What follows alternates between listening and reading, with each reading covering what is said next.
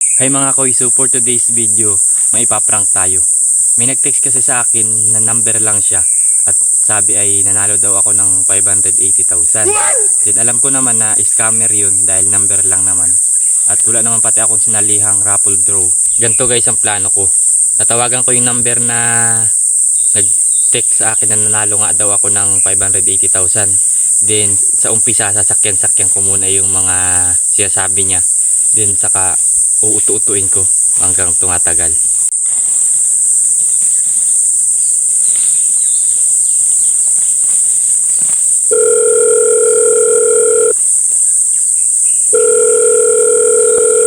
Hello. Ito po ba yung nag-text sa akin na nanalo daw po ako ng 580,000? Totoo po ba yun?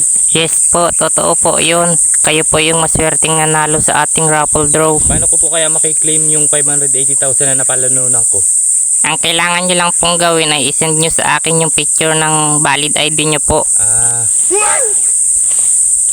Pero wala po akong wala po ako ngayong valid ID. Ano po kayang pwedeng gawin? Ganun po ba? Meron pa naman pong ibang paraan para maklaim nyo po yung panalunan nyo. Kailangan nyo lang pong mag-send sa akin ng 1,000 pesos. Through GCash na lang po. Ha? Magpapadala po ako sa inyo ng 1,000? Para sa naman po yun? Ano pong paggagamitan nyo? Ba't kailangan ko pa magpadala sa inyo ng 1,000? Bali yung 1,000 pong yung gagamitin ko po sa pagbayad sa mga papel para mailipat po sa inyo yung napalalunan yung 580,000. Sige po, magpapadala po ako mamaya ng 1,000. Send nyo na lang po sa akin yung reference, yung number po. Then, pwede po ba akong maka-request sa inyo? Oo naman, kahit ano, basta padalan mo lang ako ng 1,000 ay kahit ano gagawin ko, kahit anong request mo, kahit pakantahin mo pa ako. Pwede nyo po ba akong kantahan ng kahit ano pong kanta? Kung pwede lang naman po. Sige po. Tila ibon kong lumipat, sumabay sa hangin, ako'y napatingin sa dalagang nababalot. Okay na po yun, salamat po.